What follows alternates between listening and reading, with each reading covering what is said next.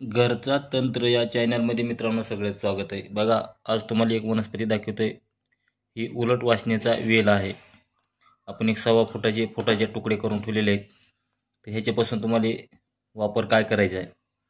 उलट वासन, पांढरी बुहिरिंगणी, पांढरा रुचकीच्या झाडाचे रुचिक आणि सहदेवी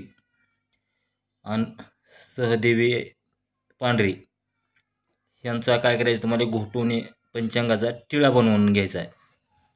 तर ह्याच्यात आणि एकदा सांगतो, उलट वासन, सहदेवी, पांढरी रुचिक आणि लक्ष्मणा बुही रिंगणी ह्या चारीचा घोटून पंचांग एक गोळी तयार करायची आणि प्रसंग पाळला की गोळी आपल्या ती कपाळाला टिळा लावायचा। तर वाघ, सिंह, हत्ती, हिंसक प्राणी, चोर, शत्रू, भय, कोण तुम्हाला शत्रू जरी समोर आला असला तर ती पण मित्र होऊन जाईल आणि विनाकारण भांडण तंट्यापासून मुक्तता मिळेल।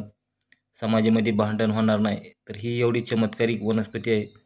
या चारीचा तुम्हाला टिळा लावायचा आहे। फक्त प्रसंगी तुम्हाला फक्त तोंड देवायचं नाही, कधी इळभर काम तुमचं होऊन जाईल। वशीकरणाला चालतं, शत्रू बचावासाठी चालतं, हिंसक प्राण्यापासून बचावासाठी चालतं। एवढी मूल्यवान अशी वनस्पती। ही वनस्पती परत तुमच्या जवळ ठेवली तर कुंडलिनी शक्ती जागृत व्हायला मदत करते। काहीच्या तर कुंडलिनी शक्ती आपोआप जागृत होत्यात ह्या उलट वासनेनं।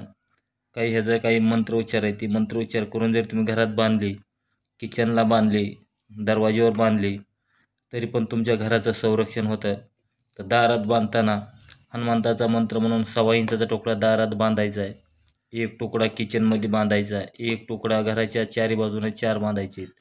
तर नकारात्मक ऊर्जा, डोळ्यानं नाही दिसणाऱ्या शक्त्या तुमच्या घरावर हल्ला करणार नाहीत आणि सुख समाधानाने राहणार आहे घरात।